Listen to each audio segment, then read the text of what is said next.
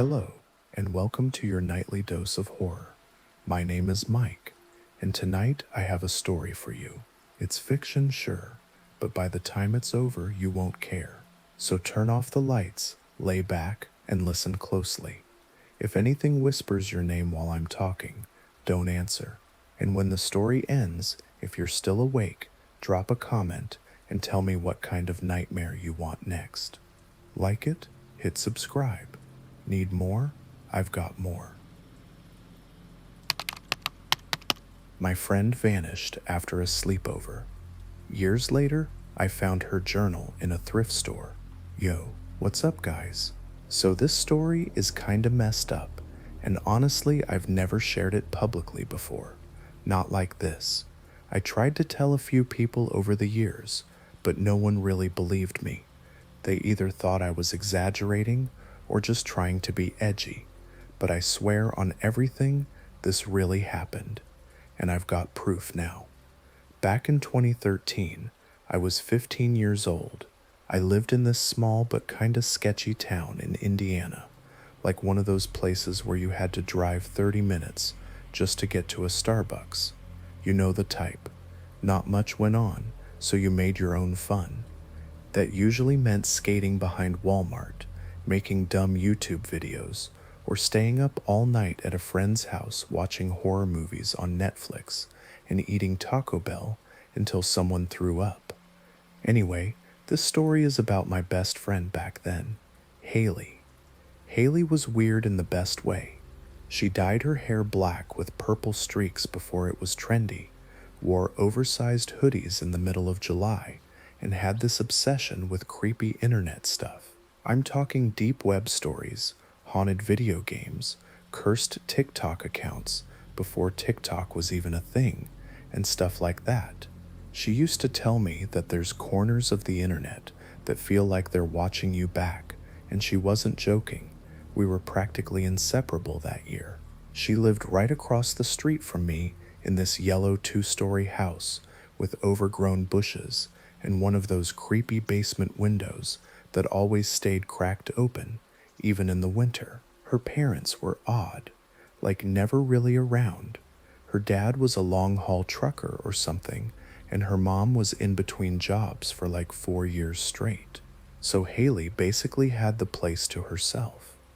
The night she disappeared was supposed to be just another chill Friday night. I brought over my Xbox 360 and a backpack full of Mountain Dew and Doritos. Yes, I was that guy. We were planning to binge watch creepypasta videos on YouTube and maybe try to play this deep web simulator she downloaded. That was her idea, of course. She had this old beat-up laptop covered in edgy stickers, dead inside, some weird sigil stuff, and one that just said gate_0. The deep web thing was a joke at first. We weren't actually planning to go on there. At least I wasn't, but Haley was always a little too curious for her own good. She opened up this sketchy-ass app called Veil Browser. It wasn't Tor, not even close. Looked like it was built in 2003 and never updated. She told me she got it from some guy in a Discord server called The Others. I didn't ask too many questions. I was mostly just there for the vibes, and maybe to flirt a little, not gonna lie. She started typing in URLs that looked like absolute nonsense. Stuff like plylxv, 3sg4.onion, or mirrorgate.0, and pages would load that looked like they were made by insane people. One page had just a looping video of a crow slowly turning into static, and when she clicked it, it just whispered something, not out loud in the speakers. I swear it said don't blink. I laughed at first, thought it was a jump scare, but nothing happened. Then there was this one site she clicked that looked like a directory.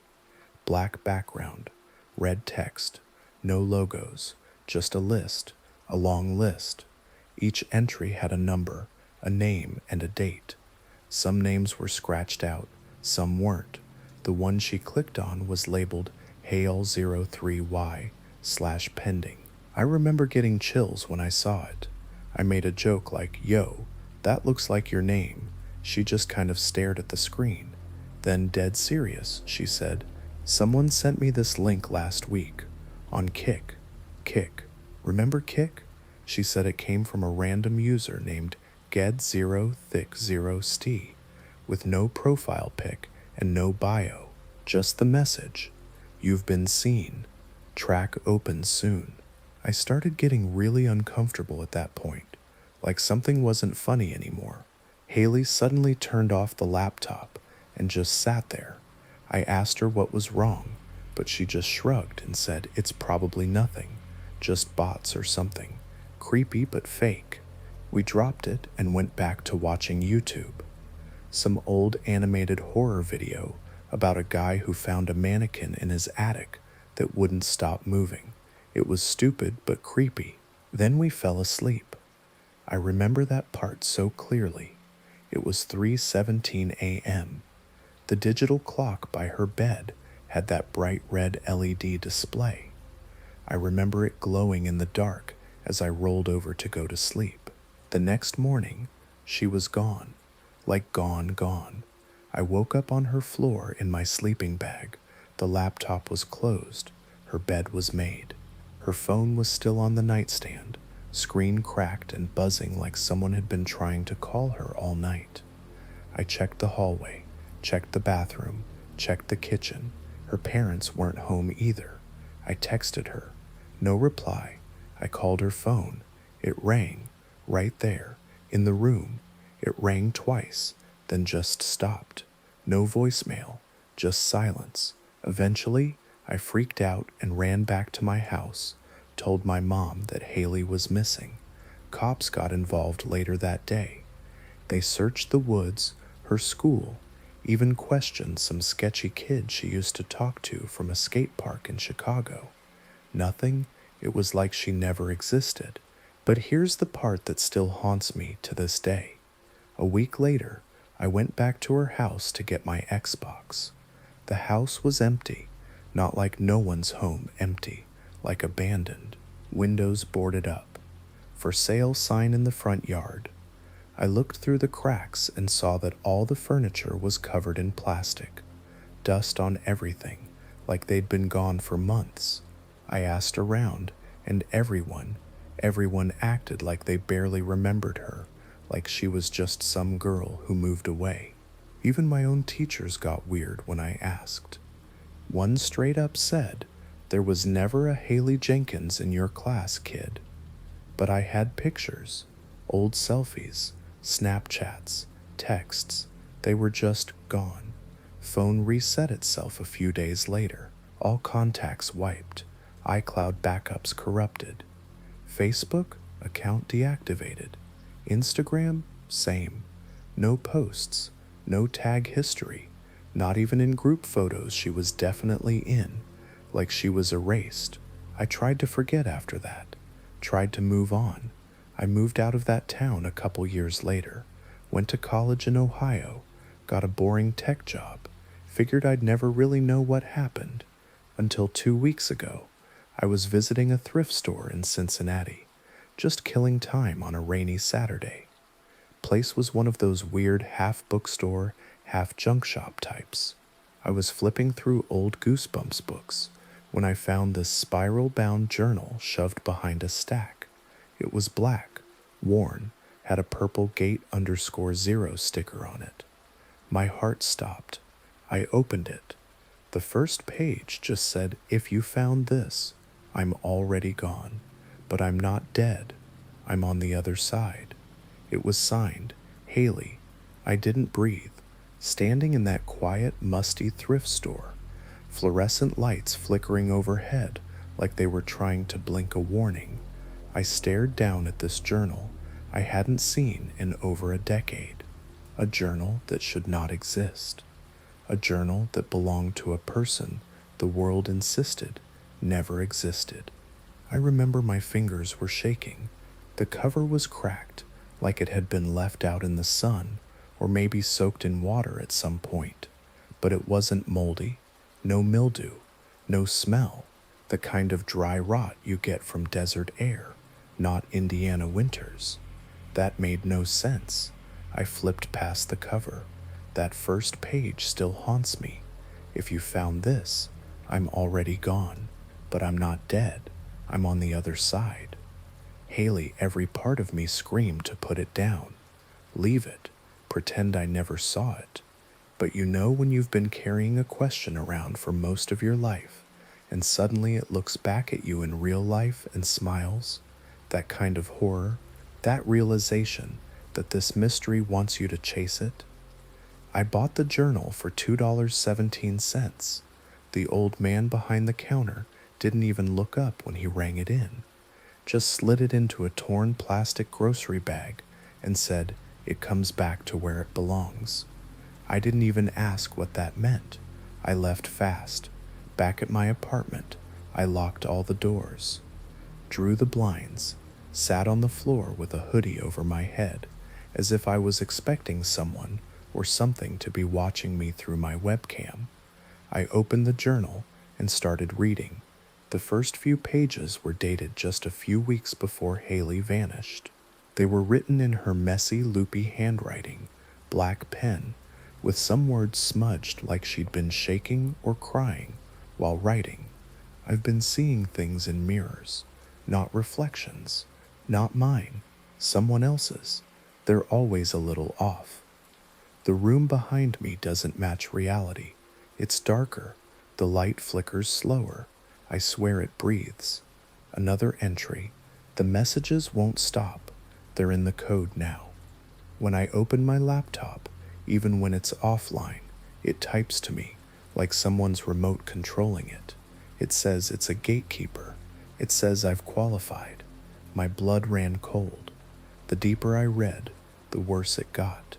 She had started referring to the other side more often, not as a metaphor, but like a real place, a network, a parallel layer of reality accessed through the web, but not of the web. They told me I cracked something no one else ever has, that the Veil browser wasn't just a tool, it was a filter, and I wasn't using it to browse, it was using me to connect. That's when the journal stopped being rational. The handwriting changed, grew jagged, words slashed into the page. Some sentences had been crossed out so violently they ripped the paper. Others were written in red. I don't know if it was ink or blood. I didn't want to know. There was a diagram on one page, just labeled Room 9, with a sketch of a room that didn't make physical sense.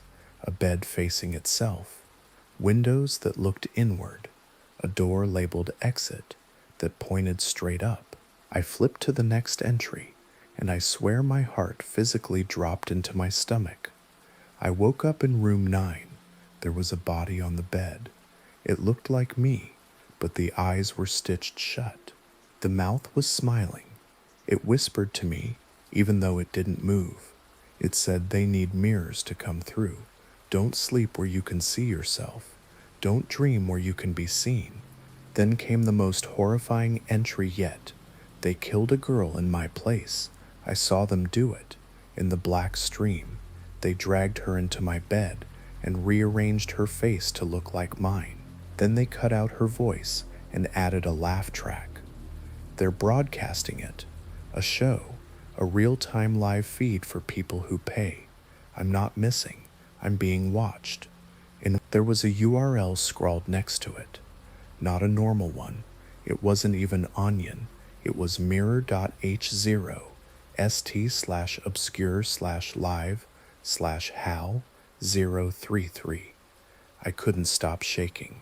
I sat there for an hour, trying to decide whether to type it in. I knew it was insane. It was 2025, and we're all used to horror content by now, right? But this felt like the root of something evil, something ancient, disguised as digital. Finally, I loaded up an old laptop I hadn't used in years. No camera, no mic, wiped clean, and typed the URL into a sandbox browser. The screen went black. Then, something loaded. A low-res video feed popped up, like something off a busted VHS tape. Grainy, fuzzy, faint static hissing through my speakers. The camera was in a corner of a small, dimly lit room, flickering fluorescent lights, a mattress on the floor, no windows. A girl sat in the corner, facing the wall. She wasn't moving, but she was breathing. Her shoulder twitched every few seconds. I couldn't see her face, but her hoodie, it was purple, purple with the exact same bleach stain Haley had from that night. My stomach turned. I tried to click out, but the browser froze. Then the video glitched hard. The screen warped. Static screamed. The image looped back on itself, and then she turned. Just slightly, not enough to see her face, but enough to know she knew I was watching. Then the text scrolled across the bottom of the screen. You are now a viewer. She knows you. You've been seen. Then the laptop crashed. The screen shattered, physically shattered. I swear on my life, like something hit it from the inside. I haven't turned that machine back on since. But it gets worse. That night, I woke up at 3:17 a.m., same time as the night she disappeared.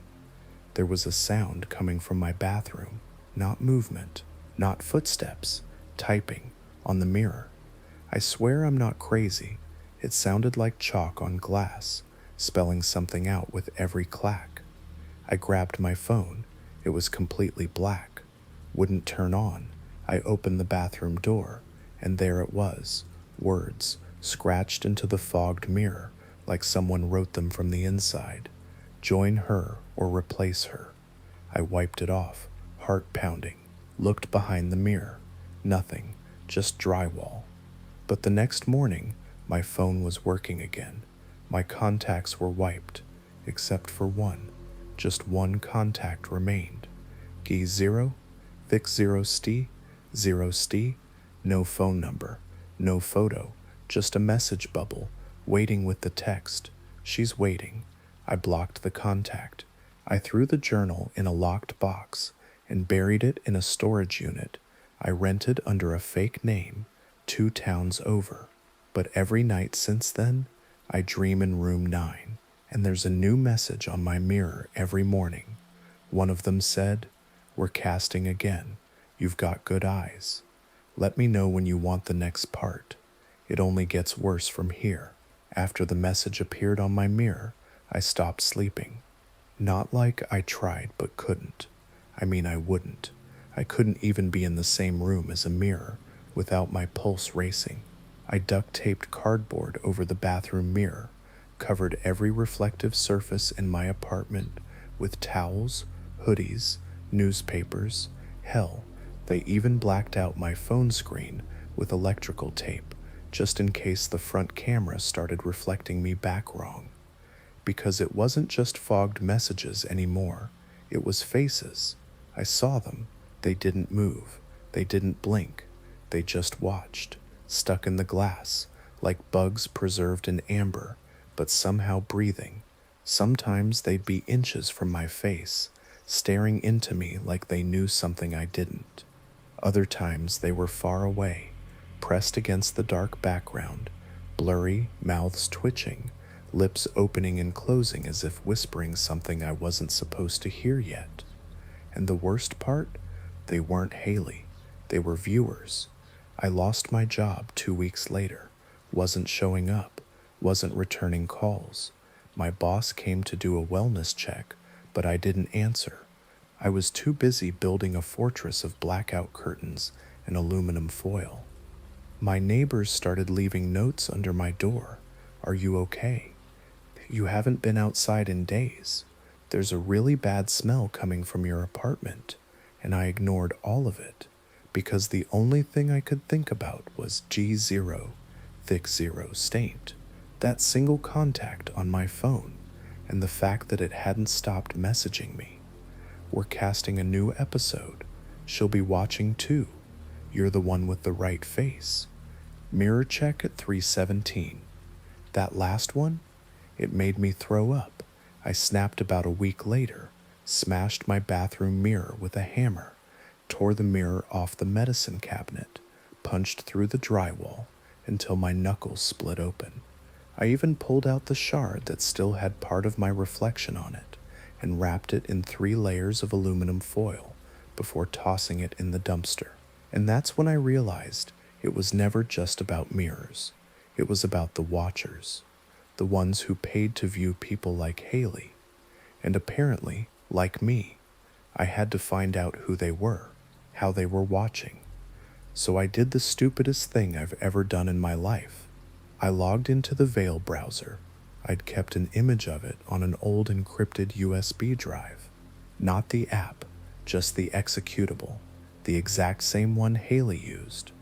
I know how insane that sounds. But when your life stops making sense and nothing feels real, you either go full denial or full madness. I went the latter. When it loaded, the browser interface looked different, glitched. The tabs twitched like broken insect legs. The search bar typed on its own before I could even touch the keyboard. Mirror/gate. Room 9. Blackstream. I hit enter. The screen turned white. Then slowly, a video feed loaded higher quality than before, but not too clear. There were 4 squares, like a grid, 4 different rooms. Room 3. A child, maybe 6 years old, sitting cross-legged in a dark room, crying, holding a cracked Barbie doll with no head. Room 5. A man in his 30s, gagged and strapped to a chair, twitching violently. His eyes were gone. Room 6. A teenager, girl sitting in a bathtub full of what looked like black ink. She was smiling, but only her teeth moved. Room 9. Haley, still, sitting, not speaking. But this time, there was a mirror behind her, and this time, she was staring into it. The moment the feed fully loaded, all 4 video windows glitched and snapped to black. A single message appeared across the center. You are not supposed to see the others. Then, you have qualified. And then something I will never unsee. A pop-up window, just black background, red blinking cursor, typed the following: choose a room. It gave me options to enter. No login, no paywall, just access. I didn't click anything, but the mouse moved on its own, slowly, smoothly, like it knew what it wanted. It hovered over room 9, clicked, and suddenly the camera shifted. It was me, my face, from above. I was now inside room 9. I don't know how, I don't understand how, but I wasn't watching Haley anymore. I was watching myself. Same hoodie, same lighting, same posture. The view zoomed in slowly, and I swear to God, I blinked on the screen before I did in real life, like it was recorded before I did it. Then the chat popped up again. We're in sync now. The feed is live. Say something to her. I started crying. I didn't know who I was talking to. Didn't even know if it was real. But I whispered, Haley? And that's when she moved, snapped her head to the mirror behind her, and smiled. Her voice came through the speakers, croaky, cracked, like a radio transmission from hell. They let me talk when I get a viewer, but they don't like when I speak too long. You shouldn't have logged in. Suddenly, static shrieked through my speakers. The screen glitched violently, then froze. For a second, just 1 second, I saw something behind her in the room. Something not human. It looked like a person, but bent backward, like their bones had grown wrong.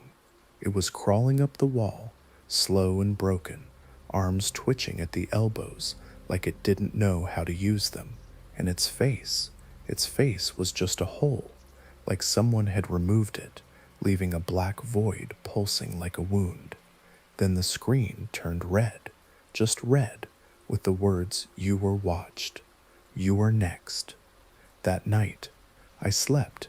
I didn't want to, but I did. Couldn't stop it. And in the dream, I was back in room 9. Haley was there, but now she had a mirror for a face. And in her reflection, I saw my body tied to the bed. She walked over, slowly, sat on my chest, whispered something into my ear. One more episode. That's all they need. Then you'll be free. But someone has to replace you. So pick someone you love. I woke up with blood under my fingernails. No wounds. Not mine. Someone else's. This morning, I got a package. No return address. Inside was a phone. Old flip-style burner. Already powered on. One video file saved on it. I watched it once. It was me, sleeping. But the camera angle was from inside my mirror. Let me know when you're ready. You won't sleep after the next part. The video on the burner phone lasted exactly 3 minutes and 17 seconds. That wasn't a coincidence. You know what time that is? 3:17 a.m. The exact moment Haley disappeared. The exact moment my mirrors started whispering. The same cursed time my digital clocks always seem to freeze on, like some invisible hand pauses the world just long enough to make a cut, like an editor trimming film no one was supposed to see. But this time, it was me in the footage. Not just me sleeping, it was me bound to my own bed, with thick black wire wrapped around my ankles, wrists, and mouth. The camera angle was from above, right in the corner of my ceiling, where my mirror used to be. Except in the video, it was back, perfect, pristine, like I'd never shattered it. Only this time, the mirror wasn't reflecting the room. It was reflecting another version of me, one that was awake, staring, smiling, and behind him stood Haley, or what's left of her. She was taller now, or maybe just longer. Her limbs stretched like she'd been pulled too far in the wrong direction. Her neck leaned at an angle that wasn't anatomically possible. Her skin was paper pale, and her mouth had been sewn shut with USB cables, coiled around her jaw like barbed wire.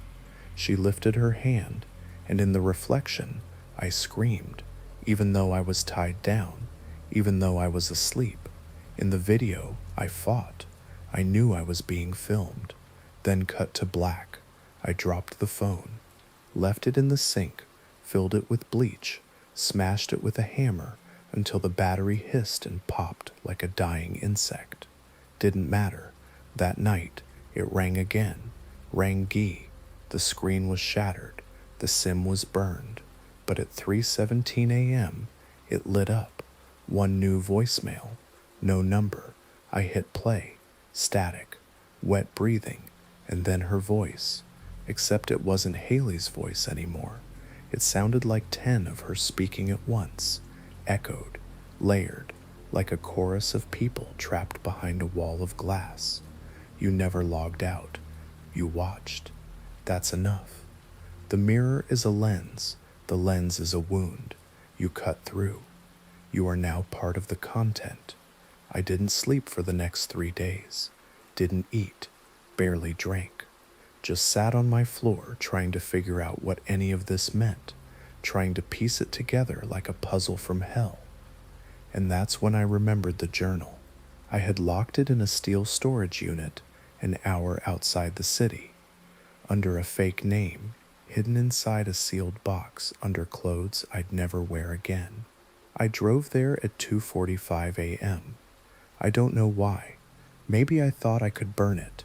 Maybe I thought I could stop all this if I destroyed the source, the entry point, the original log, the gate. The storage facility was empty, foggy, no one at the front desk. The lights in the hallway flickered like someone was walking ahead of me, triggering motion sensors, but there was no one there. The closer I got to Unit 119, the more the lights behind me shut off, one by one, like dominoes collapsing into darkness. When I opened the unit, I almost screamed. The journal was already open, and it wasn't in the box. It was sitting on the floor. Page flipped, like someone had been reading it before I arrived. The new page wasn't in her handwriting. It was in mine.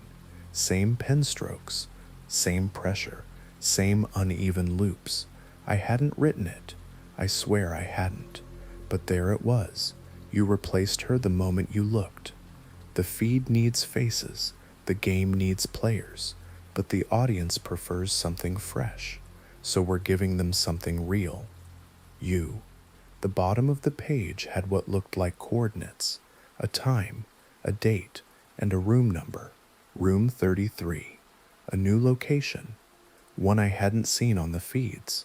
When I got back to my apartment, everything had changed. All my mirrors were back, every single one. Bathroom closet doors, even the TV screen when it was off. It reflected perfectly now. Crisp, sharp, too sharp, and they didn't show me anymore. They showed a version of me slowly decomposing, bruised, hollowed, wearing clothes I hadn't worn in years. One reflection smiled, another blinked, one started moving when I didn't. They were all out of sync, all delayed or ahead, all, and they were watching me. I didn't leave for 2 days. I sat there in total silence, barely blinking. Every time I looked at a reflective surface, the other versions of me had moved closer, by inches, like that childhood game, red light, green light, but cursed. Until one night, they were gone, all of them. Mirrors showed nothing but the room behind me, empty. And then I realized they were in the room now. They had stepped out. And that's when I heard the noise from the kitchen, ripping, like flesh being pulled from bone. I grabbed a bat, inched toward the sound, and I saw him, another me, crouched in the corner, back to me, gnawing on something, something wet, something human. He turned around. It had my face, but no lips, just bloody gums and twitching teeth. Eyes completely black, like a void that had learned how to blink. It smiled and said, "She's still watching," then vanished. Not walked, not ran, just blinked out, like a frame cut from a movie. I packed a bag and ran. Didn't lock the door, didn't look back. I drove west. No GPS, no destination, just kept driving until the sun rose over an unfamiliar landscape. I ended up in New Mexico, a town so small it didn't show up on Apple Maps. Bought a burner laptop from a pawn shop, paid in cash. Motel with no Wi-Fi, no mirrors. I thought I'd escaped until I found room 33, not online, in real life. It was a beat-up warehouse off an old highway.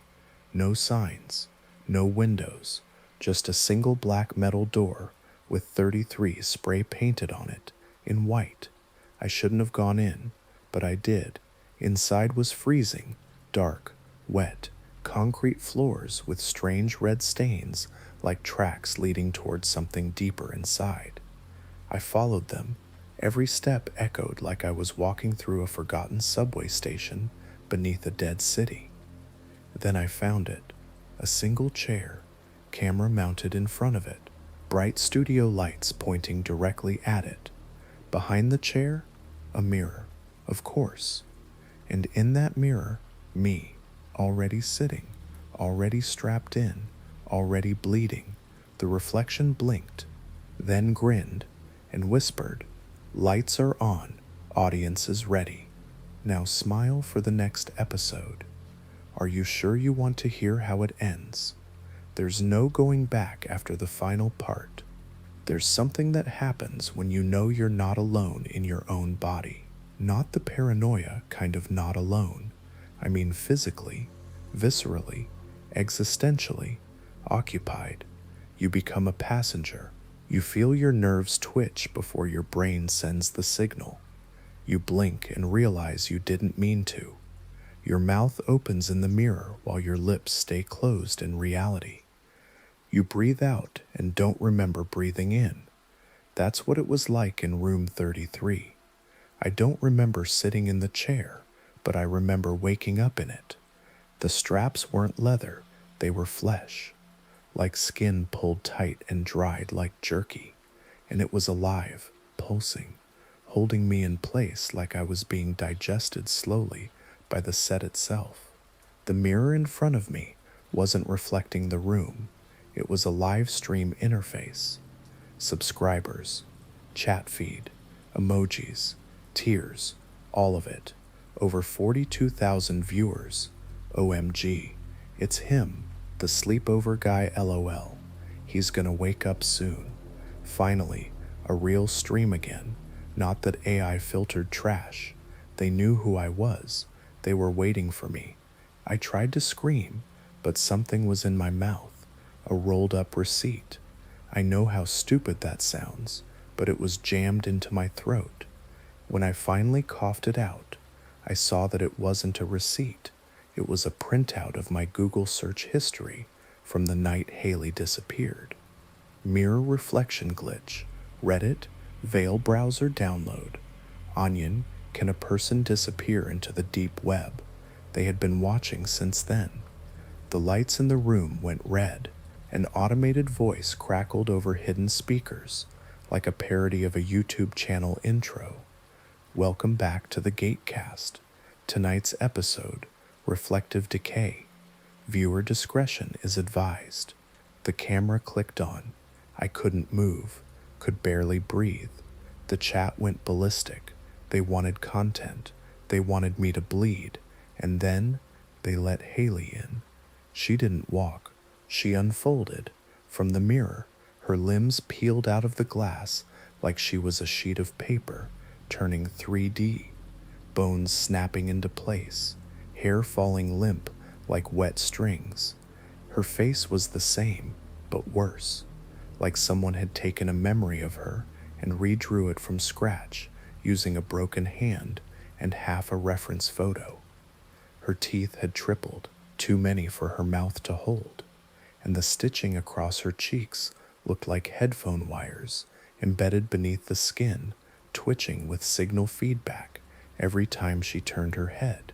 She looked at me. No recognition, just hunger. Then she turned to the camera and waved. The chat exploded. She's back. Missed you, queen. Eat him. Damn, I paid extra for this episode worth. And then she began.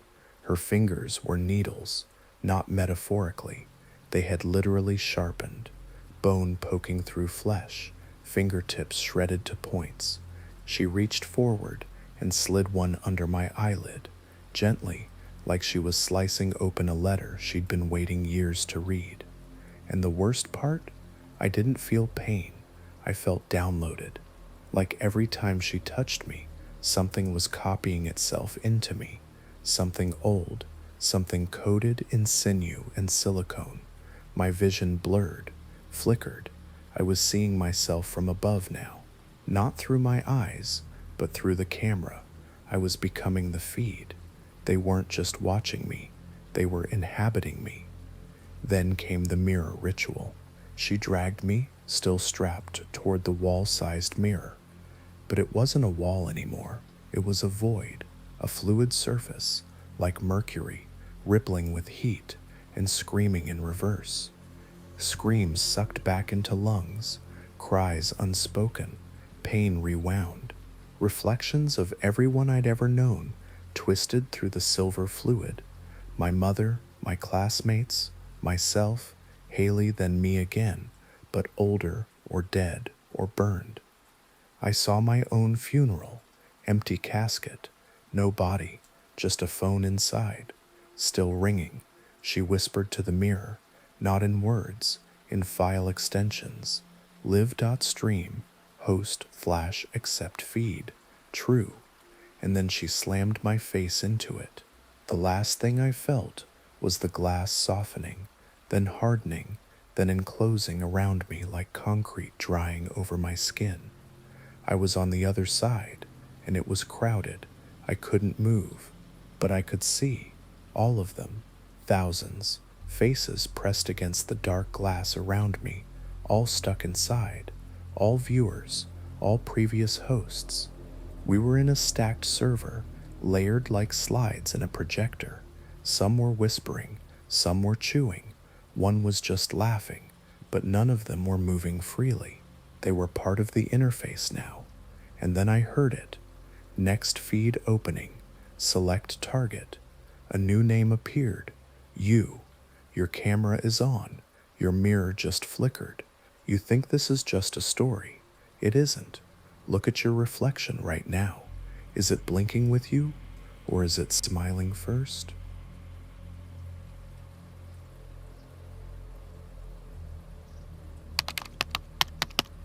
I took a ride from a friendly stranger. Something was moving in his trunk the whole time. Yo, I don't usually post on Reddit, let alone in a place like this, but I feel like I have to get this out. Like if I don't say anything, it's gonna eat me alive.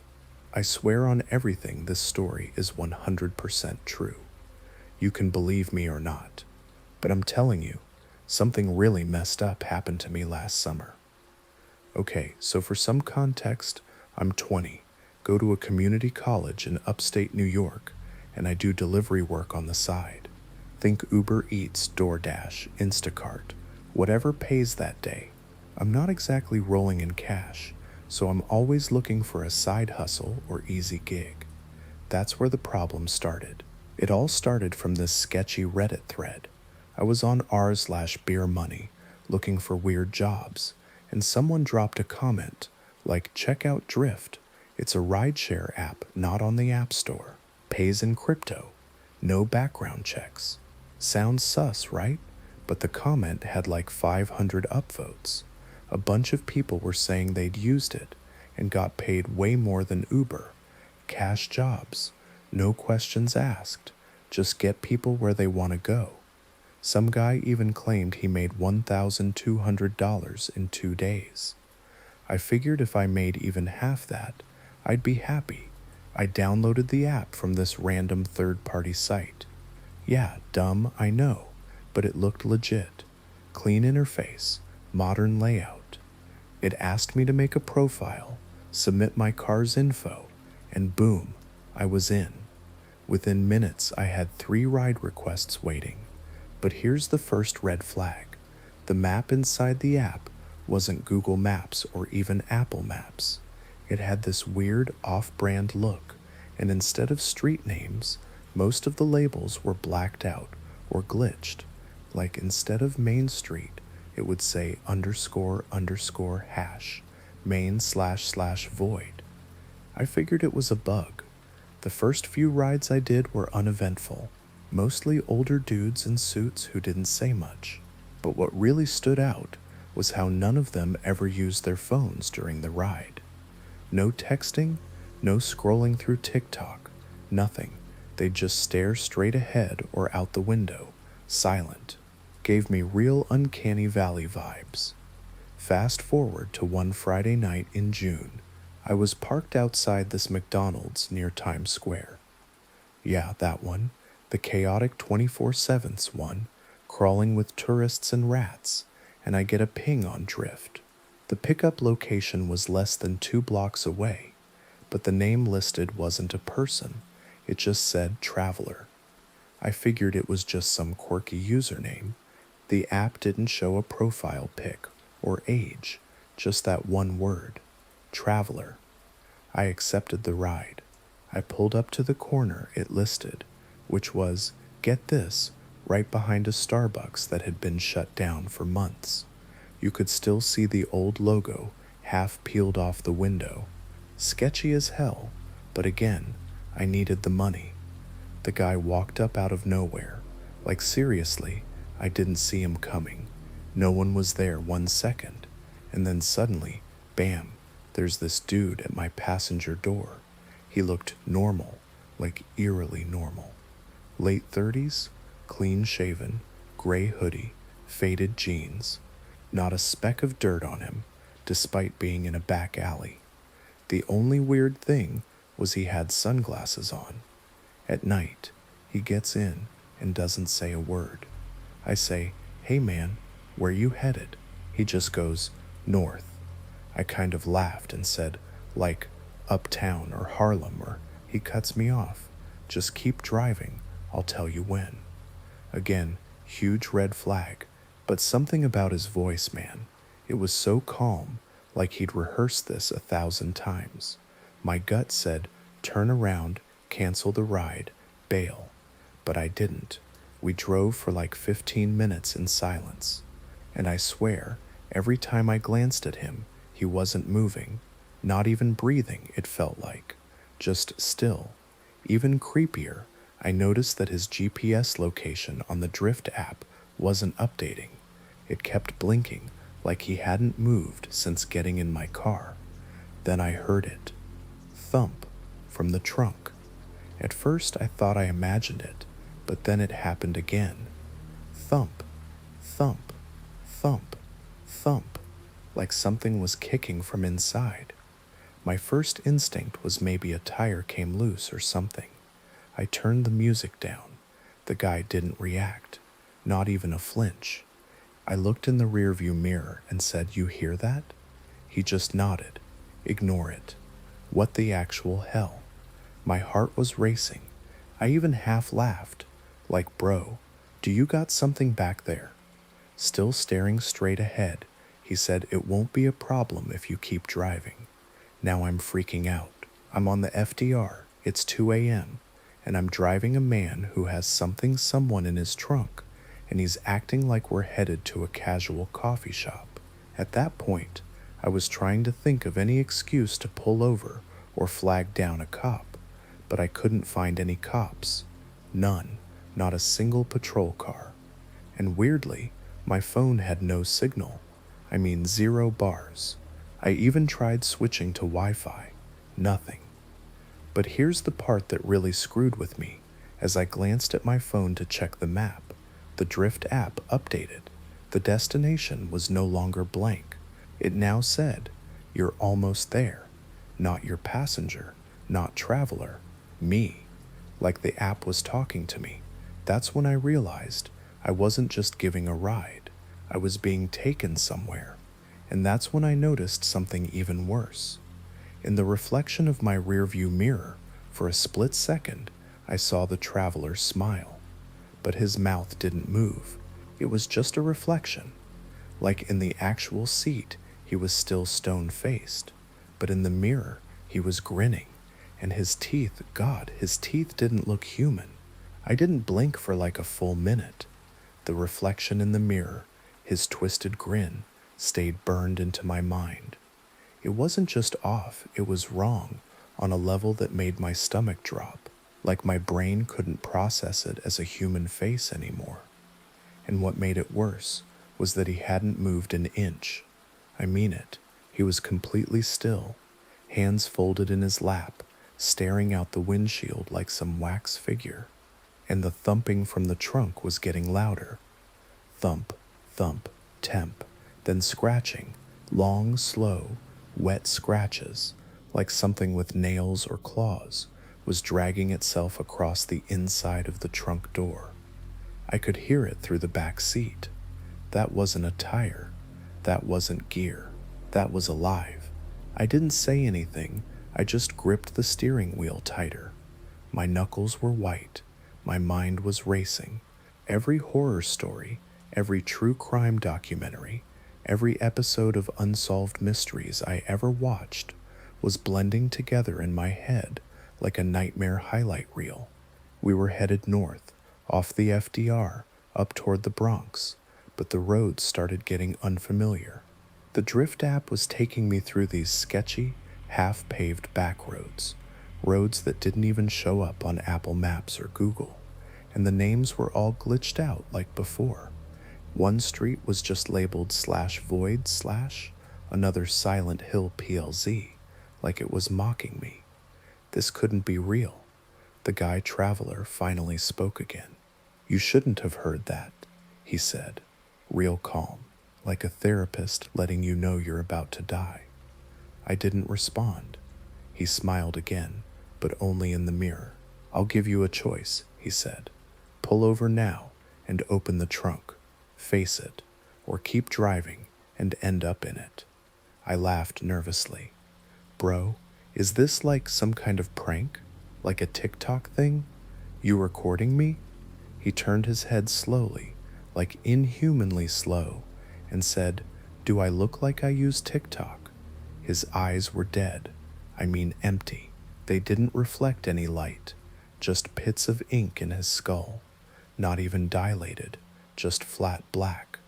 We passed a gas station, one of those old rundown ones with the neon sign flickering and half the lights busted. I slammed the brakes. I was done. I faked like I was gonna pump gas and got out. My plan was to book it, run into the store, scream for help, do something, but the station was closed. All the lights inside were off. It was like no one had used the place in years. That's when I heard it, a muffled scream from inside the trunk. It was a girl's voice, clear as day. Please help me. I don't remember choosing to do it. My legs moved on their own. I sprinted to the back of my car, hands shaking, heart smashing in my chest, and popped the trunk. I'll never forget what I saw. At first, it looked like a girl, maybe 16 or 17, stuffed in a black trash bag, duct tape across her mouth, eyes wide with terror. Her legs were bent in an impossible way, like broken chicken wings, and she had cuts all down her arms, deep ones, fresh. But here's the thing, when I looked closer, it wasn't right. Her mouth was moving, but no sound came out. Her eyes weren't focused. They weren't looking at me, just staring through me like she couldn't even see me. Her skin was pale, too pale, like someone who'd been dead for days. Her fingers were twitching, and each nail was filed into a perfect point, almost claw-like. Then she started convulsing. Her neck jerked back, and this wet cracking sound came out of her throat. Then her mouth opened wider than humanly possible, like her jaw dislocated, and she let out this awful, guttural shriek. It wasn't even a scream. It was like a pig being slaughtered, but underwater. I slammed the trunk shut.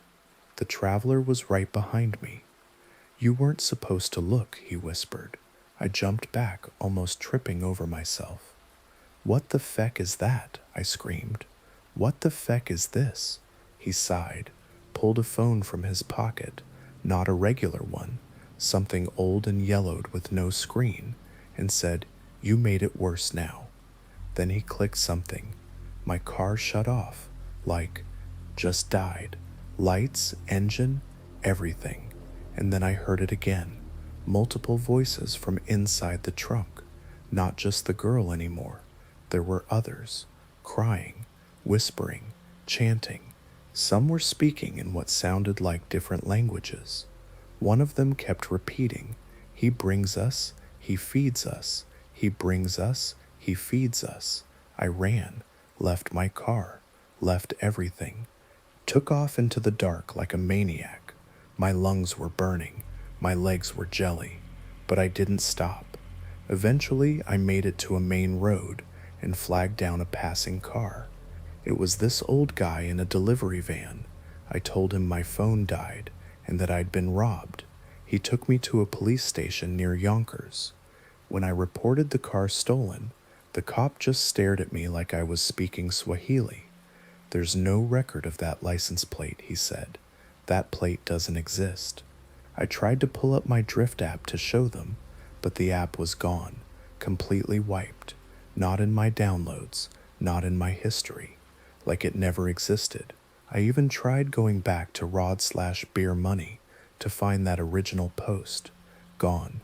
Every comment about Thrift was deleted, every thread scrubbed. I haven't seen my car since.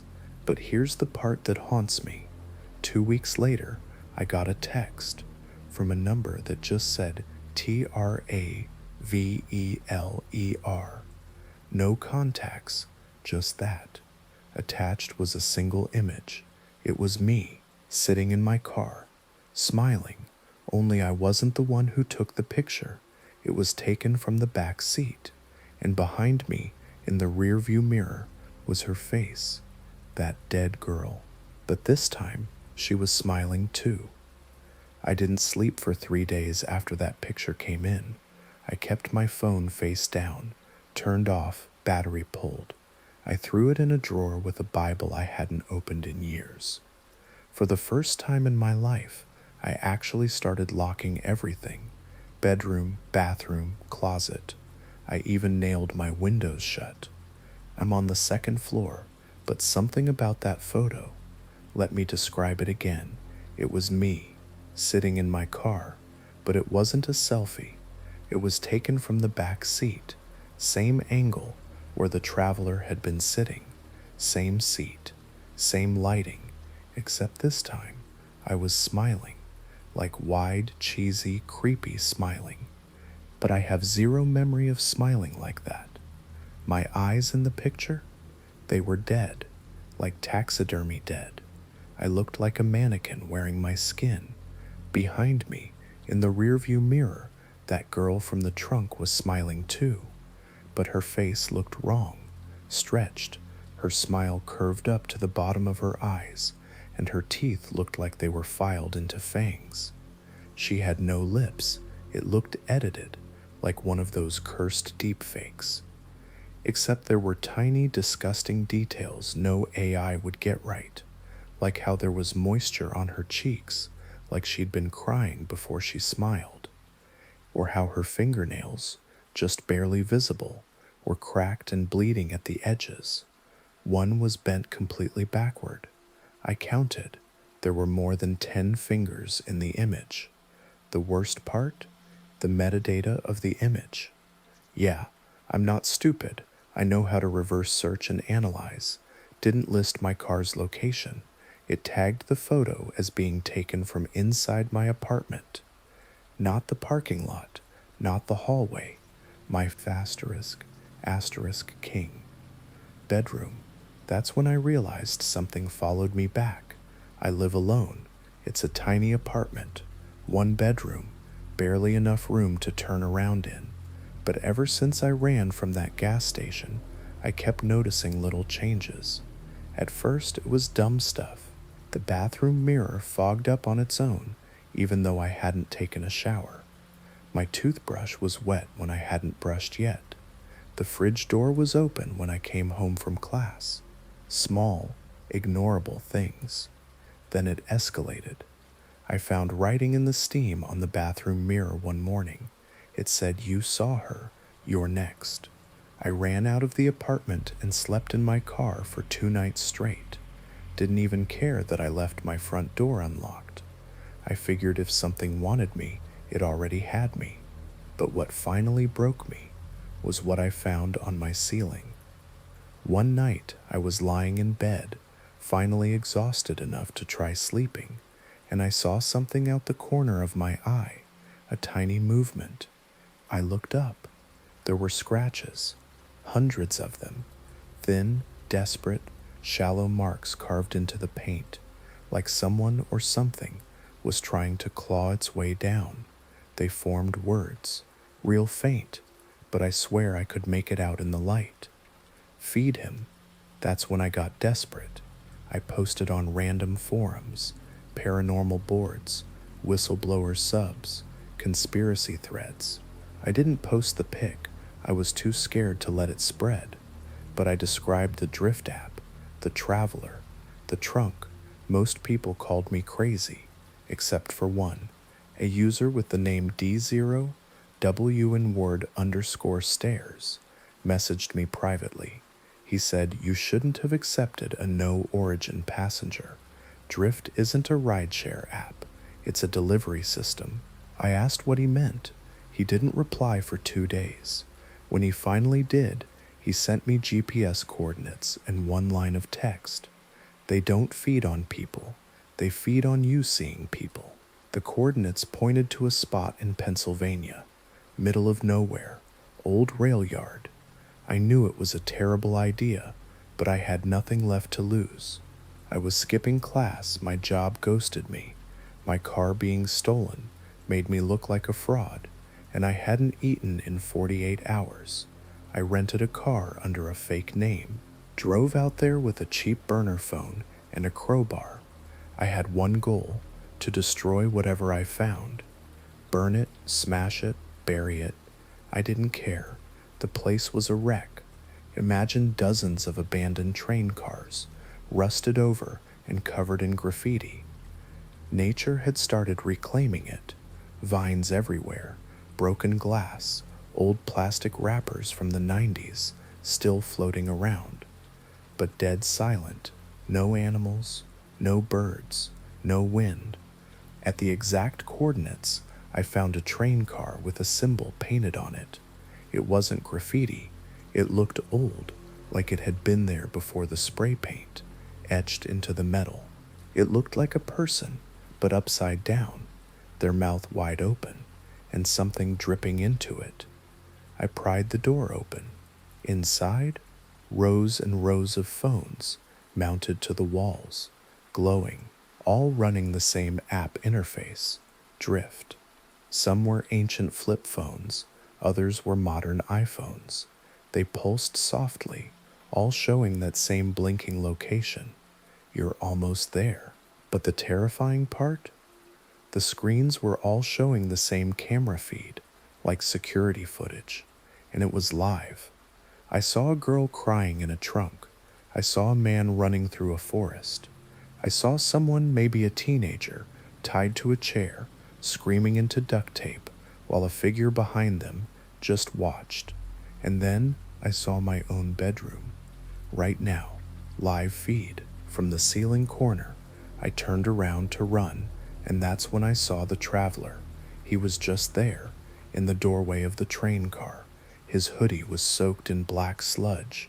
His hands were too long, dragging on the ground, and he was smiling, not just a regular smile. His jaw unhinged, tongue flat and gray, his teeth overlapping like shark teeth. And he spoke with a voice that was somehow below hearing. It rattled your bones more than your ears. He said, "You delivered yourself. We never had to chase." I swung the crowbar at him. It went through him. No impact, no resistance. It was like swinging through smoke made of oil. He leaned forward and whispered right in my ear, "The girl in the trunk, she was the last you could have saved." And then everything went black. I woke up in my apartment, door locked, crowbar on the floor next to my bed. No signs I had left, no train yard, no messages, but the scratches on the ceiling were gone, replaced by something new, written in dripping, rust-colored letters. "Now you're the trunk."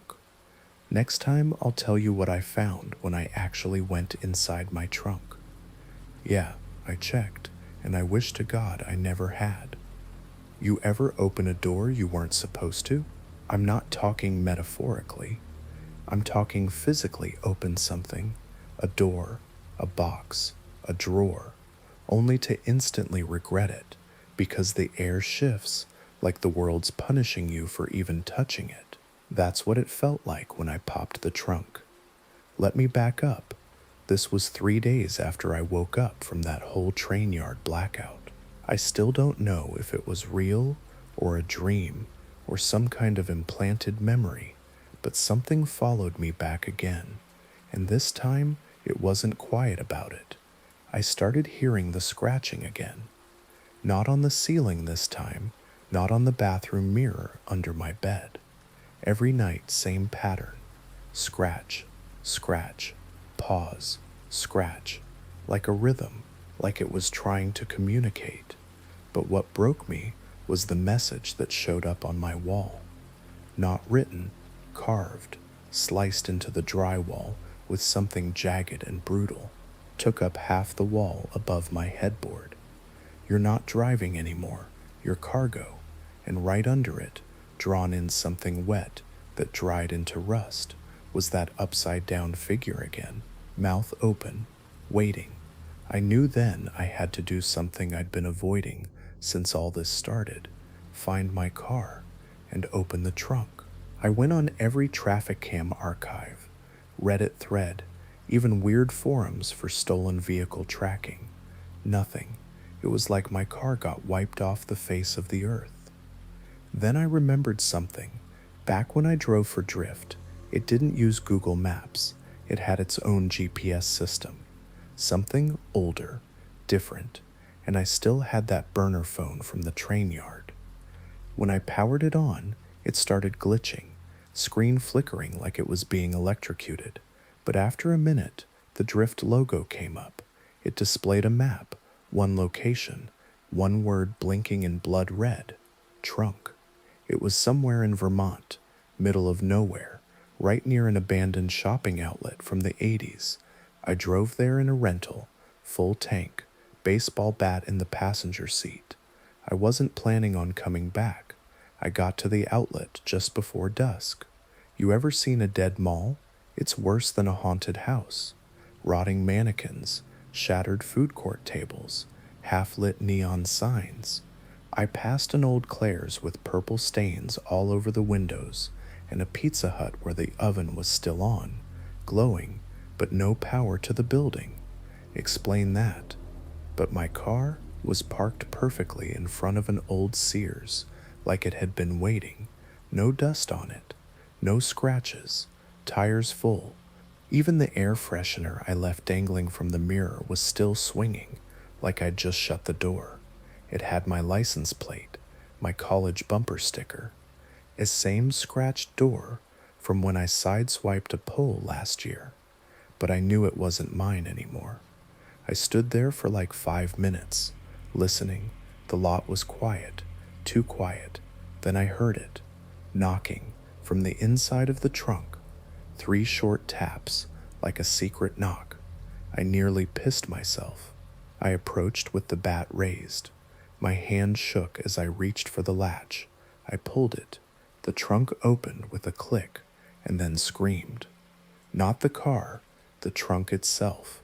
The metal bent outward and let out this high-pitched human-like shriek that rattled my teeth. It sounded like a woman, or a child, or both layered on top of each other. Inside was a man, or what was left of him. He was folded in half, backwards, spine bent over like a closing book. His mouth was torn open, like something had tried to reach through his throat. His eyes were wide, still wet, and staring directly at me. But he wasn't the scariest part. Behind him was a hole, a tunnel, an impossible pitch-black tunnel that went down, way, way down. I leaned in like an idiot, and then it grabbed me. A hand, pale, bloated, like it had been soaking in water for weeks. It shot out and wrapped around my wrist, pulled hard. I fell halfway in before I smashed it with the bat, over and over. I didn't stop until it let go and vanished into the dark.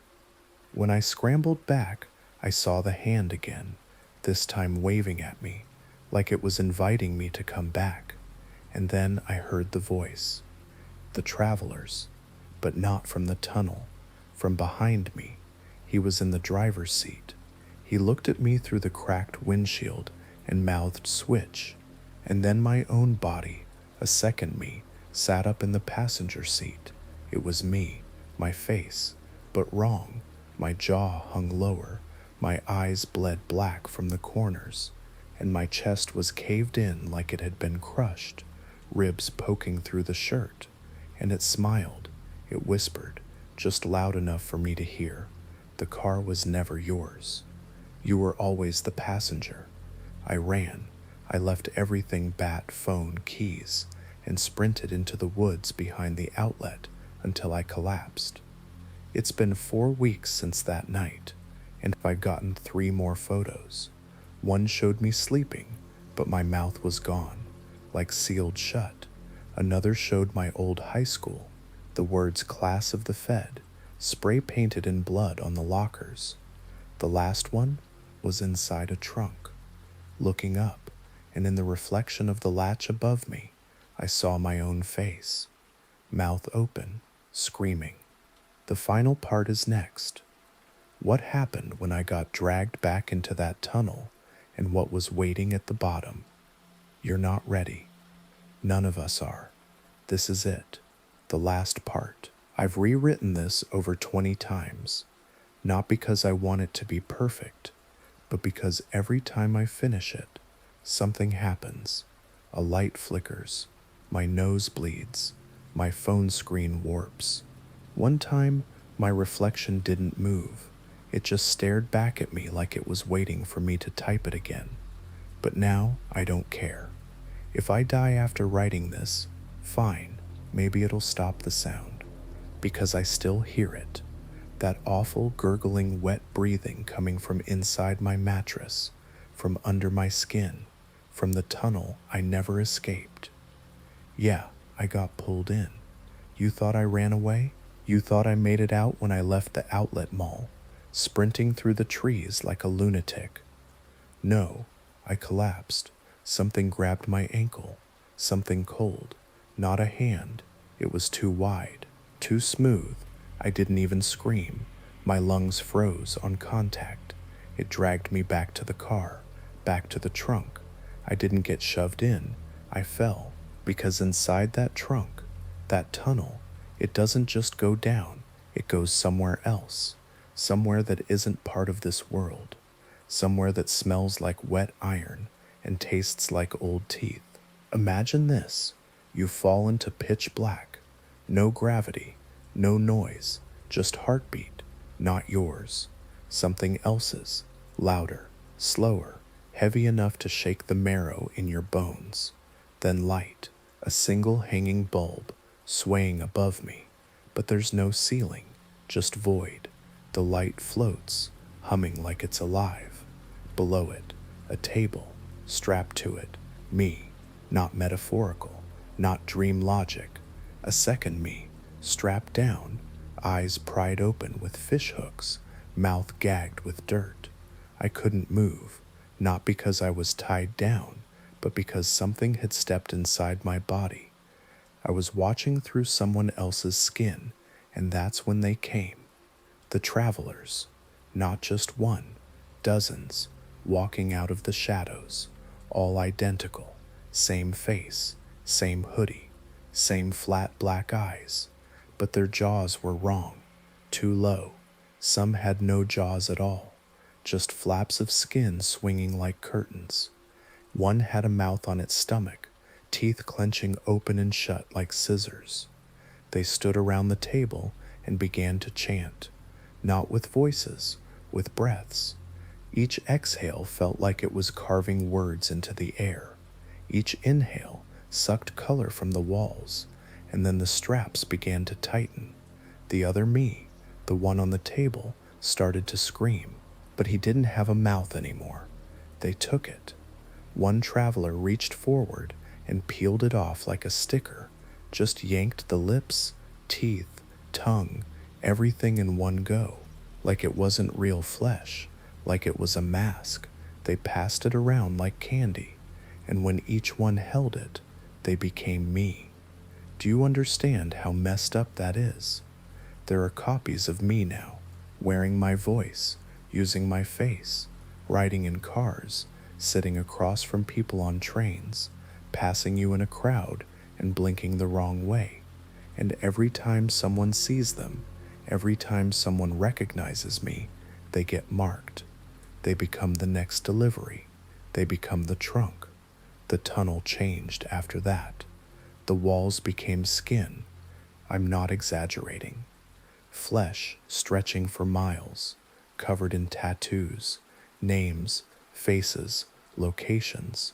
I saw McDonald's logos, baby photos, license plates. Everything looked like it had been skinned off somewhere real.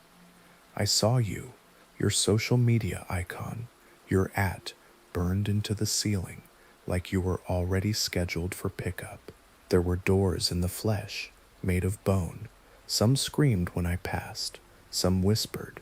One said, "We fed your brother last year. He tasted like batteries." I don't even have a brother. Or maybe I did before this. At the end of the tunnel was a window. I looked through it. It was my apartment. Right now, me, sitting here typing. Only something's off. My fingers are too long. My reflection is just watching. And the longer I stare at the screen, the more I see it's not a screen at all. It's a mirror. I'm not typing this, I'm reading it. And so are you. The last thing I saw in that place, before I somehow woke up back in my apartment, covered in blood and broken glass, was this figure, not a traveler, not me, something else, taller than anything should be. No face, its head was a screen, playing you, your face, your reactions, your hesitation, watching, waiting, updating, and in that moment, I finally understood the Drift app wasn't just rideshare, it was a harvest route. It let them move through us, through phones, through stories. Every view, every comment, every read feeds them. And now you've read all 5 parts. You're part of the route. So tell me, what's in your trunk? Go check. Don't blink. And whatever you do, don't smile.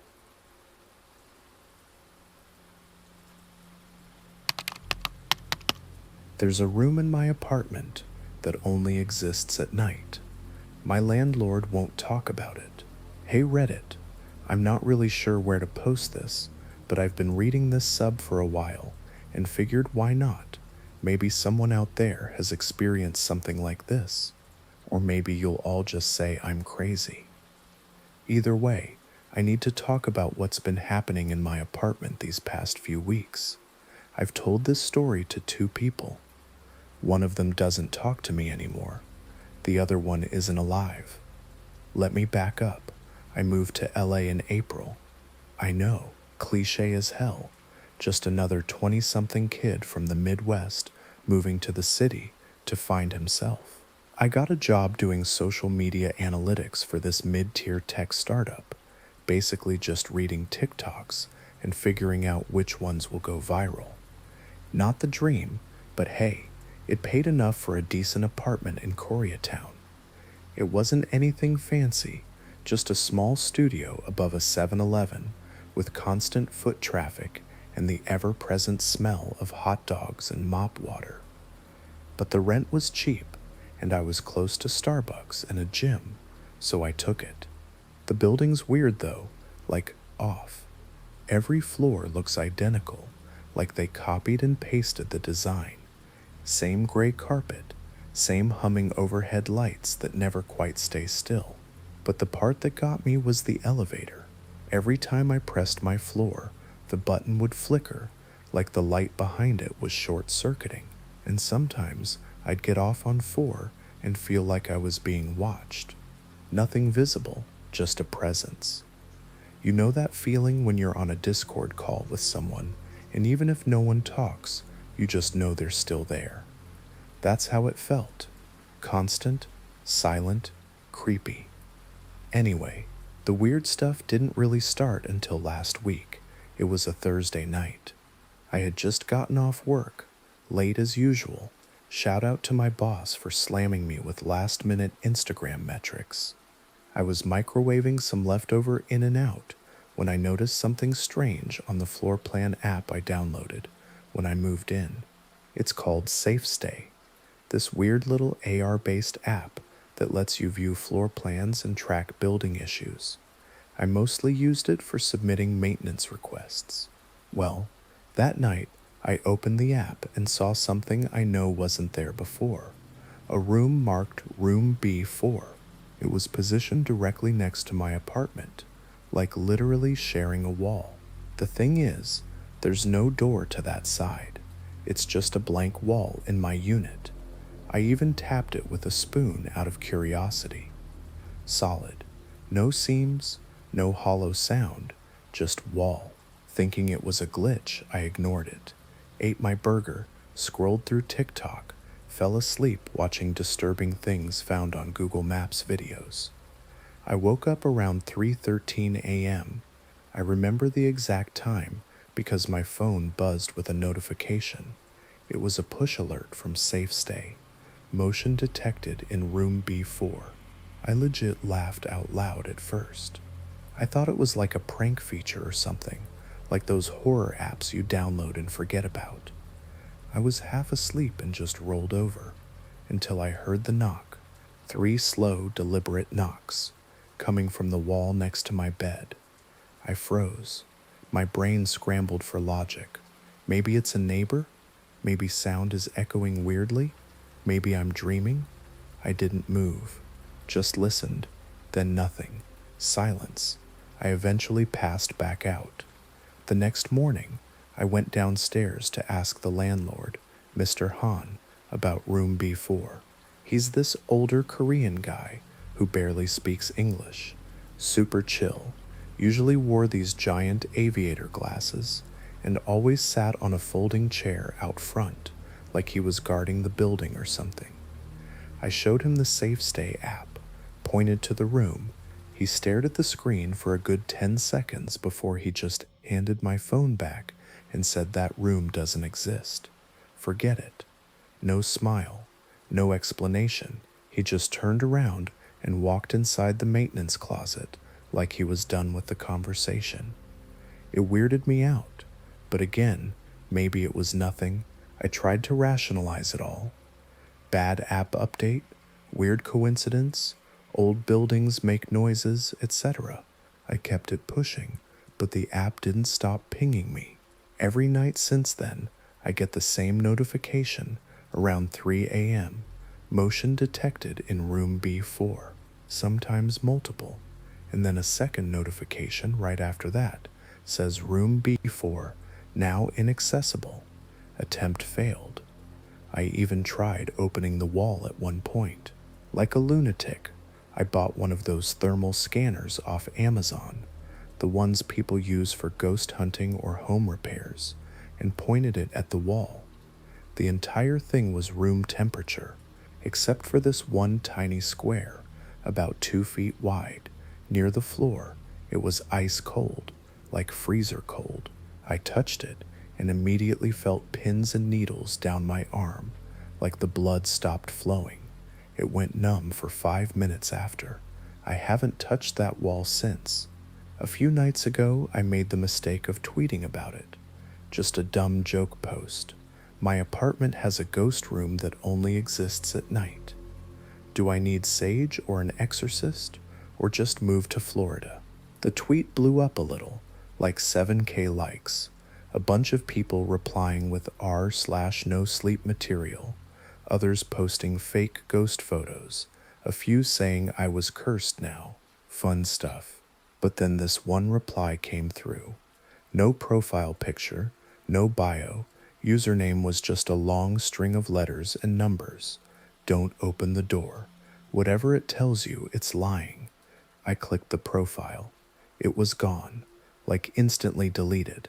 And then, I swear to God, my phone screen started glitching. Just for a second, but enough to see something weird, like static, analog TV style static, briefly flashed on my phone, and then my front door unlocked.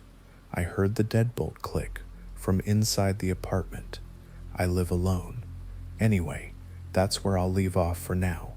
I've been sleeping at my coworker Sam's place for a few nights, trying to piece this all together, but I have to go back soon. Rent's due. Life goes on. I don't think this is over. Something is in that wall, and whatever it is, I think it's learning how to get out. Let me know if y'all want the next part. Stuff gets way worse. Like I wish it was just a ghost. This thing, it's something else. I went back. I don't know why I did it. I had a gut feeling, this weight sitting in my stomach like wet cement, telling me to stay the hell away. But my laptop was still there, along with my work files, some cash, and most importantly, my dog's ashes in a little urn on the kitchen counter. I wasn't about to let whatever was in that wall keep that. So Saturday night, after a full day of pretending I wasn't spiraling into insanity, I grabbed a lift, told Sam I'd be back in a few hours, and headed to the apartment. I timed it perfectly. Got there around 2:20 a.m. I remember checking the clock obsessively the entire ride. You ever notice how quiet buildings get at night? Like too quiet? Like they're holding their breath? That's how it felt stepping into the elevator. That same flickering button, the buzzing of dying fluorescent lights. I pressed 4. The doors opened and everything looked normal at first, but the moment I stepped into the hallway, I knew something was wrong. It smelled different, like rust and mold and something sweet, not candy sweet, sickly sweet, like meat left in a plastic bag in the sun. I unlocked my door. It took longer than usual. The deadbolt felt stiff, like it hadn't been used in years. I stepped inside. My apartment wasn't my apartment anymore. Everything was darker. Not just the lights, like the walls, the floor, the ceiling itself had dimmed. The air felt thick, like I was breathing in syrup.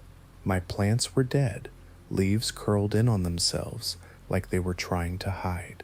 The microwave screen was blinking random symbols, not numbers, like shapes. And then I saw the wall, the one where room B4 was supposed to be. It had changed. There was a seam now, a faint vertical line running from floor to ceiling, like a door outline. But no knob, no hinges, just a perfect, unnatural slit. I stared at it, and it stared back. Then my phone buzzed. Another notification from the SafeStay app. Room B4, entry enabled, motion detected, and then something moved from inside the wall. I swear to you, I watched it happen like a ripple in reality.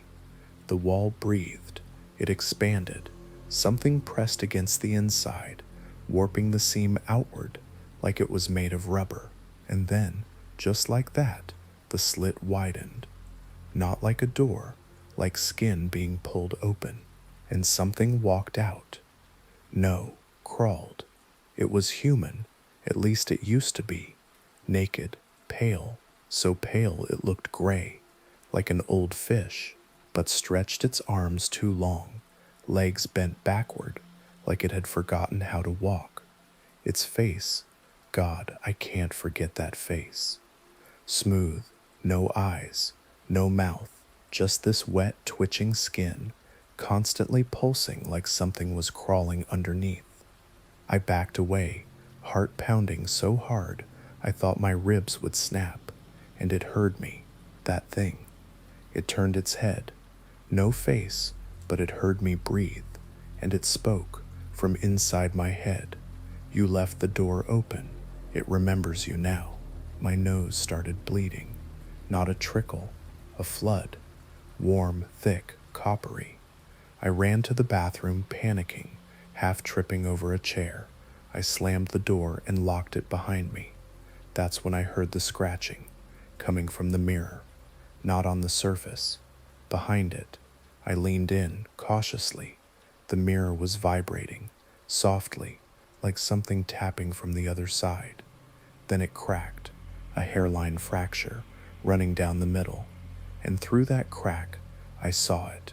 Not the creature, something worse. It was me, but not. My reflection was smiling, wide, unnaturally wide.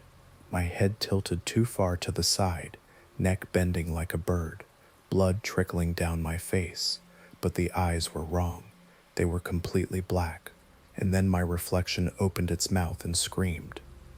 Silent, but inside my head, it was deafening. A high-pitched static shriek that sent pain down my spine. I punched the mirror, glass shattered. I don't even remember doing it, just remember my fist bleeding and chunks of mirror raining down like needles. Then I blacked out. When I woke up, it was morning. Bright sunlight streamed through the window. The wall was normal again. No slit, no seam, no smell. Everything looked untouched, except the mirror that was still shattered, my hand still bleeding, and one more thing, there was a note, taped to my front door, handwritten, shaky, red ink. Don't come back. It knows your name now. It doesn't need the room anymore. It wasn't signed, but there were fingerprints on it. Long, stretched fingerprints, like someone with spider legs had pressed them in blood. I'm typing this from Sam's place now. Haven't slept, can't eat. My ears are ringing constantly, and sometimes I think I hear that voice whispering my name through white noise. My TikTok For You page started glitching, showing me videos that don't exist. Faces distorted, rooms bending, people staring straight into the lens, not blinking. Last night I checked my security cam app, just out of curiosity. I have a Wise cam pointed at the apartment door. There was something standing outside of it. At 3:13 a.m., not facing the door, facing the camera. It was blurry, grainy, but I could see the grin, and I swear to you, right before the clip ended, it waved. I'm scared to check my emails. I haven't heard from Mr. Han. Sam's acting weird too, like she's not fully herself anymore. I think it's spreading, or maybe I never really left the apartment at all. Maybe room B4 isn't just a place. Maybe it's a seed. There's something under my skin. It started with a twitch, just under my collarbone, like a nerve spasm. Normal stuff, I thought. Too much caffeine, stress, lack of sleep. But then it moved, slid. I felt it, like something alive. That's when I knew this wasn't just about the room anymore.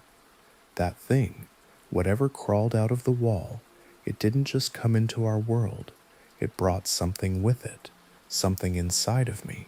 Let me explain. But I need you to understand, this isn't a story anymore. This isn't a creepy internet mystery. This is a warning. If you've been following this, if you saw the tweets, the TikToks, the mirror screenshots, stop reading, log off, throw your phone out a window, go outside and forget, because it's too late for me. But maybe it's not for you. The morning after I found the note on my door, I went to urgent care. I wasn't thinking paranormal parasite at the time. I was thinking maybe I got bit by something in the apartment. Infection, sci-fi brain. You know how your mind plays tricks. But the clinic, it didn't help. In fact, it made it worse. The nurse who checked me in looked nervous the second I showed her the twitching spot on my chest. She didn't even try to hide it. Her eyes got real big, and she asked me if I'd traveled out of the country recently. I told her no. She nodded, smiled politely, and excused herself. She never came back. 10 minutes later, 3 people in hazmat suits came into the room. They didn't speak. They didn't even look at me. They just pointed a small black device at my chest, some kind of scanner, and then backed out of the room like I was radioactive. I asked what the hell was going on. One of them said something under his breath, but I only caught one word: blooming. I freaked out, yelled at them, tried to leave. They let me. No one stopped me. No one followed. But as I left, I saw them taping a red sheet of plastic over the room I'd been in, sealing it off, like they were afraid of what I'd left behind. Back at Sam's apartment, everything started to unravel. Her apartment isn't haunted. It's sterile, empty, always smells like floor cleaner and lavender dryer sheets. She works for a travel agency, full-time remote, so she's always home, always online, the most routine person I know.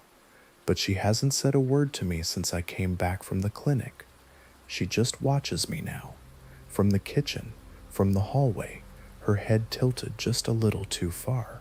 She doesn't blink. I started locking myself in the guest room, just in case. That's when the messages started. Not on my phone, on the walls. I swear I'm not hallucinating. I filmed it, scratched into the plaster behind the dresser. Letters over and over. It sees through you. Your eyes are its windows. You open the room, and beneath that, in smaller writing, like a child's handwriting, it only needed a body. My phone stopped working the next day, wouldn't turn on. When I plugged it in, the screen just flashed this corrupted image, looked like an inverted face, stretched and dripping down the screen like hot wax. I threw it in the trash and smashed it with a hammer, But it didn't stop. My laptop turned on by itself that night. Chrome opened. YouTube autoplayed a video I never clicked on. Black screen, white text, robotic voice. Do you remember the walls before they closed? They remember you. They remember your face. It's feeding. You are the door now.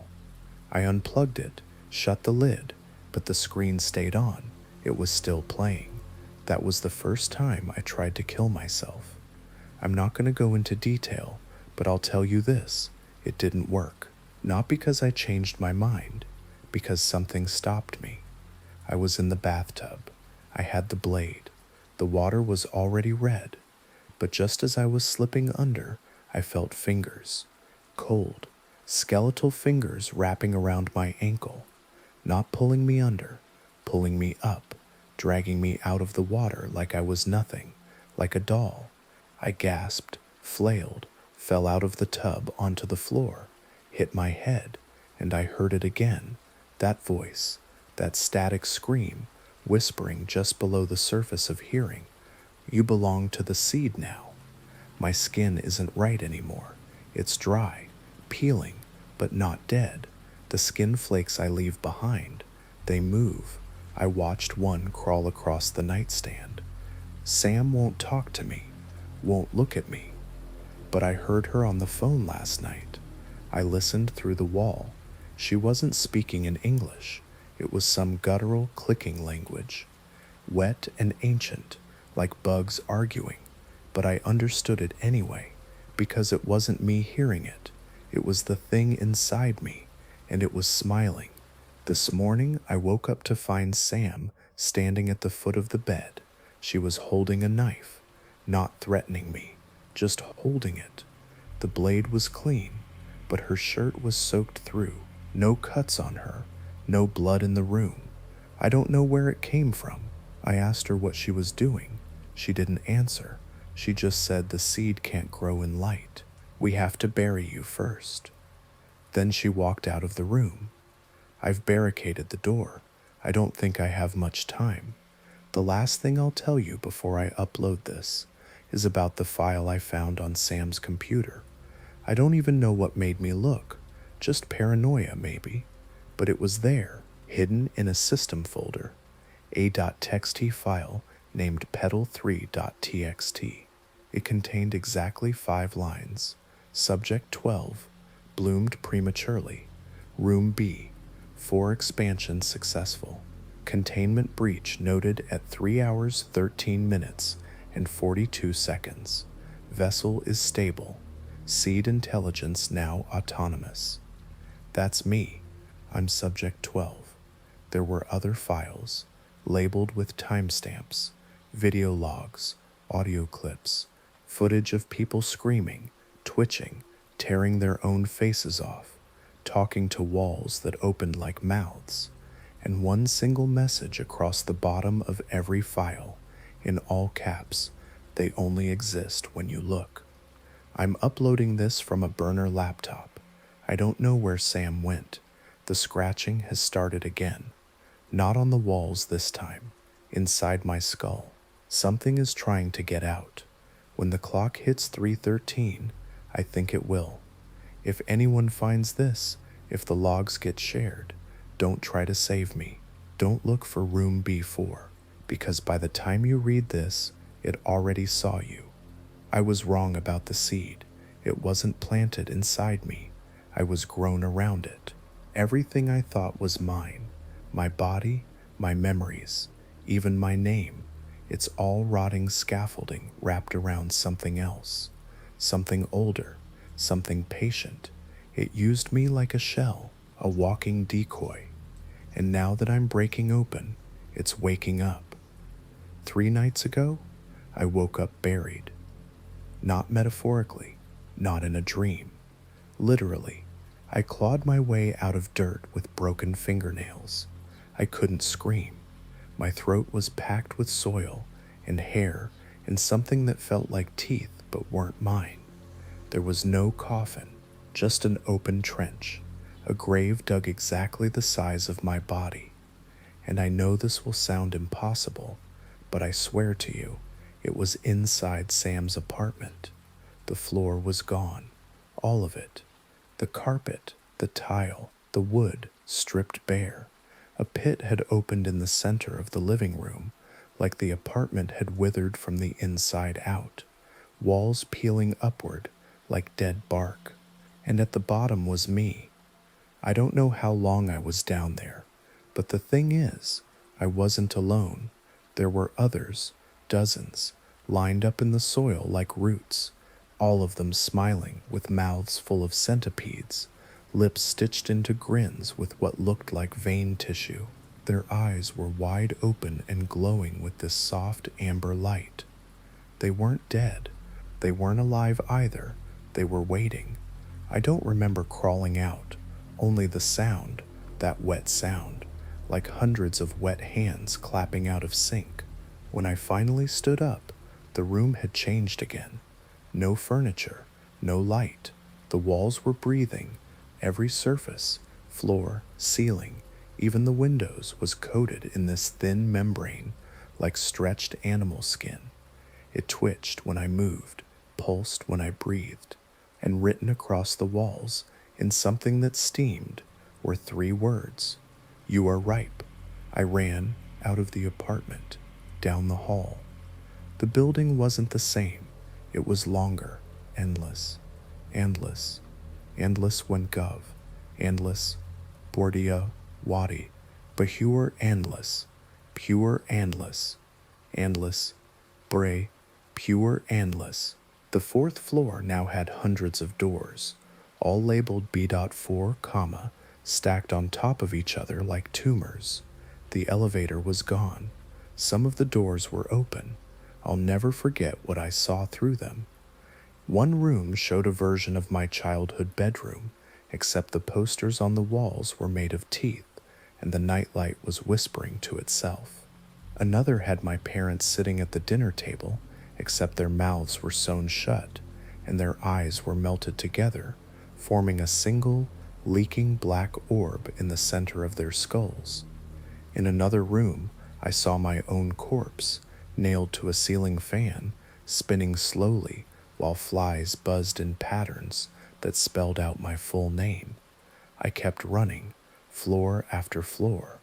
The hallways changed behind me. They forgot themselves. Doors vanished. Lights blinked and turned to eyes. Some of the walls bled when I touched them. Eventually, I found the stairwell, or what used to be the stairwell. It was now a vertical tunnel lined with faces, not carved into the wall, grown into it. Human faces, real, twitching, mouths silently screaming, locked in expressions of horror, so deep it didn't look human anymore. Their skin was sewn to the concrete, their eyelids stapled open. I climbed over them. One of them blinked at me. One of them whispered, in my own voice, "You're not the first." When I got back outside, the street was empty. Not just quiet, not just late night still, empty. Every car was frozen, not parked, just stuck mid-motion. A lift with its back wheels 3 inches off the ground, floating. A kid on a lime scooter, stuck mid-kick, 1 foot in the air, face completely blank like a paused 3D render. The air smelled like burnt wires and old milk. The sky was red, not like sunset, like something behind it was bleeding through. Then I heard the sound, not from the sky, from inside me, a low droning vibration, 1,000 layered voices humming the same note in sync, growing louder with each breath. My teeth hurt, my nails cracked. I dropped to my knees and started vomiting.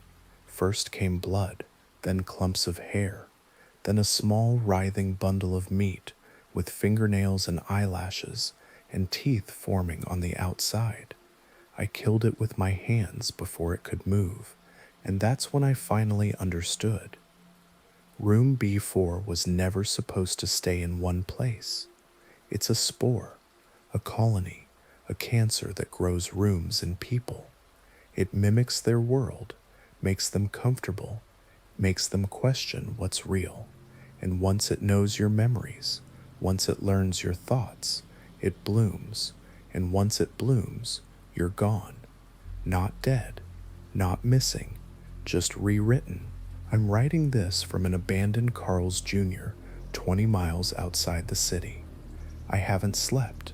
Every time I close my eyes, I see new walls forming. Not around me, inside me. My ribs creak when I breathe. My fingernails pulse. Something is scratching behind my eyes. I think it's building doors behind them. I broke into a Starbucks earlier and used their Wi-Fi to upload security footage from my apartment building. Go find it. I don't care if it gets taken down. You'll see what I saw. At 3:13 a.m. sharp, on every night cam feed from every floor, the hallway lights flicker, and for exactly 11 seconds, all the doors open at once. The tenants come out, not walking, crawling, backward, upside down, skinned, screaming in silence. They head toward room B4. They enter, and they never come out. I saw Mr. Han again. He was outside a liquor store downtown, standing perfectly still, smiling at a wall. He didn't blink when I approached, just handed me a folded napkin soaked in something dark and sticky. I opened it. Inside, written in perfect cursive, was, "The building isn't haunted, it's hungry, and you fed it. Do not go back to your apartment tonight. Do not check your reflection. Do not answer any knocks after midnight. And whatever you do, don't look at the wall." I can't feel my face anymore, not in a numb medical way. I literally can't feel it because there's something wearing it now, something pulling my skin tight, like a mask made of wax. Every time I move my lips, I feel a delay, like someone else is moving first, and I'm following behind a split second later. I haven't eaten in 6 days. My stomach isn't empty, it's full of movement. Something is feeding down there, not with teeth, with roots. The bloom has started. 3 nights ago, I tried to burn the building down. I thought maybe I could stop it. Salt the earth, erase room B4 before it could spread again. I broke in through the back stairwell around 2:50 a.m. with a gas canister and a lighter. My hands were shaking so hard I could barely unscrew the cap. The 4th floor was quiet. Too quiet. No breathing, no flickering lights, no footsteps, just stillness, so deep it hurt my ears. You ever heard silence so loud, it feels like a sound? That's what it was like.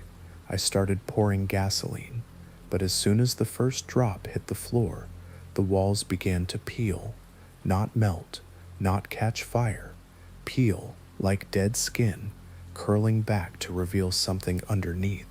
And it wasn't drywall, it was meat, thick, living muscle stretched across bone like pipes. Veins pulsed down the hallways like subway maps. Doors began to breathe, slow, rhythmic inhales that pushed gusts of warm, rotten breath into the hallway. Room B4 opened by itself. No hinges, no sound, just a black vertical tear yawning open in the air like a wound in the world. And then they came out, dozens of them, maybe hundreds, crawling on all fours, twitching, muttering, eyes rolled white. People I knew, tenants, neighbors, the girl who used to work the register at the Starbucks downstairs, all of them reversed, inside out, faces bloomed with petals of skin that opened to reveal rows of twitching eyes. They were laughing, no sound, just shaking, their bones cracked with every step. And in the center of them all was Sam. But it wasn't her anymore. She had no mouth, no nose, just a spiral where her face used to be, a hole that spun like a whirlpool. Her hair had turned to wet black vines that slithered across the floor, touching the others, feeding them. She looked at me, no eyes, but I felt it, and said, "You were never the vessel. You were the soil. Then she lifted her arm, and the hallway opened up. Not like a collapse, like a reveal. The floor split, like an eyelid tearing open. Below was a chasm of writhing faces, mouths gnashing, weeping, laughing all at once. It wasn't hell, it was a memory. My memory. The bloom had learned everything.